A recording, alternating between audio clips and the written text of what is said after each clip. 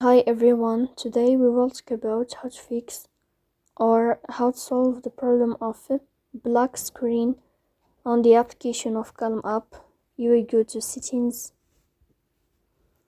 In this page, you will go to apps, default apps, app settings. In this list here, you will go down until you find, here you will find it Calm like this and you can click. Then this page of app info, you will click on first stop and you will click OK. Here you will enter to the window of storage. Then we click on clear cache. But pay attention, don't click clear data because that can delete your account.